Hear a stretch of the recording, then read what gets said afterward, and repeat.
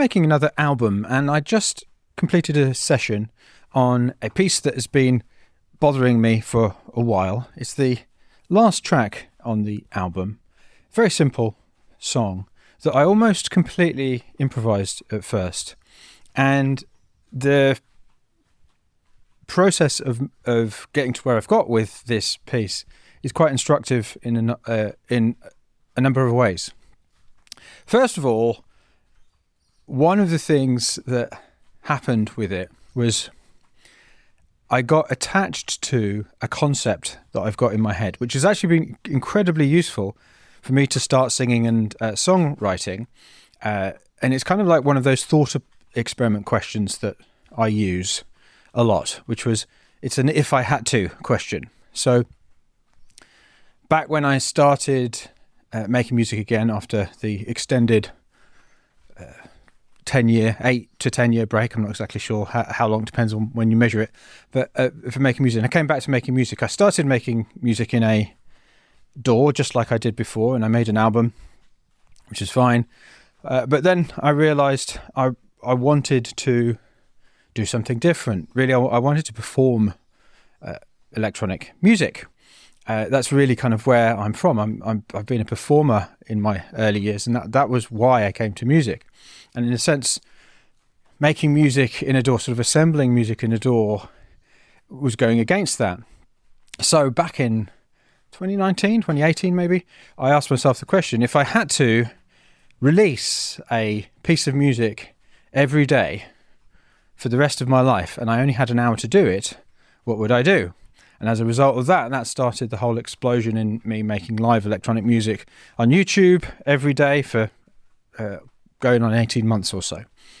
And so that kind of a question really, really helped me. It really moved me forward very quickly. So when I decided that I wanted to start singing, the question that I asked myself was a very similar one, which was, if I had to write a song in the time it took to sing it, then what would I do? I can't actually remember whether the question was if I had to write and produce a song. Anyway, it was along those lines. So obviously when I was splurging, and you can go back through the album episodes to hear me kind of ask these questions and do these kinds of things. It was fairly near the start. So when I was splurging my 100 splurges to start the album process, at some point, I was doing this. I was sort of assuming that I was kind of trying to write songs, just improvise songs live. And out of that came a number of different songs, which were essentially, they just came out. I mean, if I look right now, I'm in the studio right now, and if I look, I've got 1, 2, 3, 4, 5. Yeah, 5 of the songs on the album are those kinds of songs. And the 6th is the one I'm talking about now. This is the last track on the album. And what happened was I got attached to that idea. And this last song that has been troubling me for a while, I'd got attached to the idea of, I want it to be as kind of, I want as many songs on the album to have been made in that way. And that actually got in the way of me being attached to that idea, got in the way of me hearing this song clearly and saying to myself, this needs a different second half. It needs a different verse in the second half. It needs a rewrite, essentially, because it doesn't go anywhere. It doesn't do anything. The initial idea was great, but then it doesn't do anything. It's kind of pointless.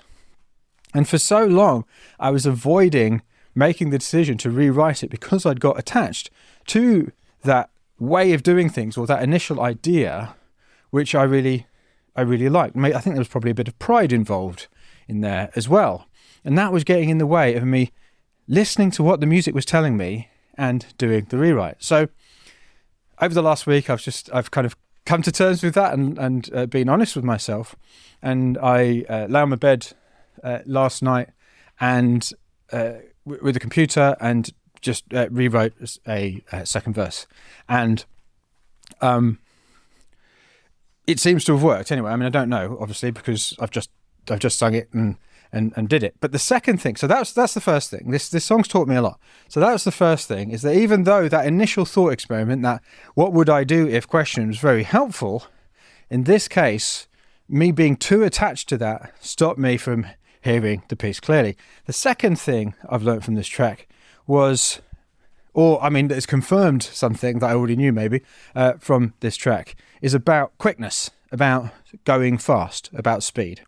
So one of the things I'm doing as I'm going, this is what I've also said to the Make an Album with Mike program people to do, is when you're finishing, we do this thing called turbo cycling, and one of the questions you ask after you direct listen is, if I had to finish this track in 20 minutes, and if I didn't, I would be immediately beheaded, then what would I do?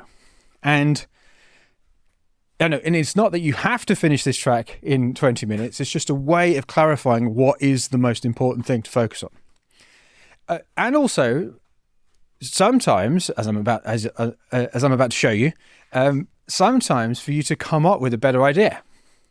So when I ask myself that question, and you have to understand, I've listened to this track many, many times. It's been through multiple cycles in a certain state. And essentially, it's got a kind of diva synth, me improvising, it's a kind of backing, it's like a keyboard and a song, but I'm playing a diva synth. And then it's got this flashback delay thing that I did way back over the top of it. So it's like a looped piano flashback delay with a diva synth. And there were various different problems, like the second verse thing, which I sorted out last night, but also it was like the flashback delay thing, which wasn't doing anything. It was sort of pointless. So when I asked myself this question, if I had to finish this in 20 minutes and if I didn't, I would be immediately beheaded, I thought, well, you know what I would probably do if I absolutely had to do that is I would just make it very, very even simpler, and it would just be a piano sound. So it would be me playing the piano and singing. So there wouldn't be anything extra. It would just be that. Very, very simple. Like, and when that came into my, I was like, actually, that might work. That might actually be better for this song, and also as the last track on the album.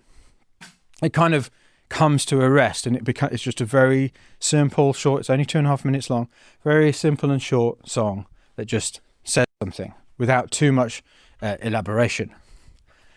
And when I just did it just now, just did the session, I realized, do you know what? It was exactly what it needed to be. I was attempting to make it sound much more similar to the other songs which were made in a similar way on the album, and I wasn't questioning whether this was actually what it needed to be. And the question, which was using time, it was as the forcing function, the time as the limitation. If I had to finish this in 20 minutes, what would I do?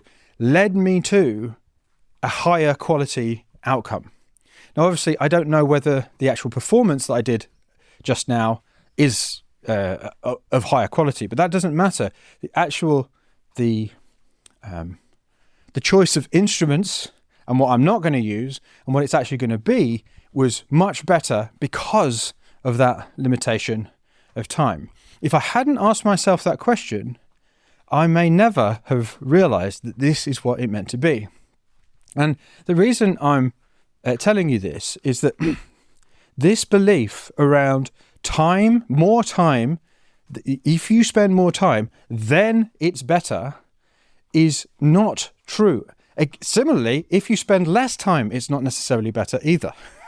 But time is a forcing function that actually can help you to identify what the important things are in the music and what the less important things are, what to highlight, what to take away. Now, that doesn't mean, does that sound like I'm being careless? Does that sound like I'm doing things fast just for the sake of it? No, I'm using, because the thing is, if we spend more and more time doing more and more stuff, we can just overwork and ruin things and put things in, and we can end up going around in circles. So I'm at the moment very happy that I seem to have at least made a decent amount of progress in solving one of the problematic pieces, which ironically is also one of the ones that I like the most as well, which may be the reason why it's one of the most problematic pieces. But how I did that was by, number one, reducing my attachment to a previous decision I've made, and number two, by leveraging the forcing function of time to make a much better decision.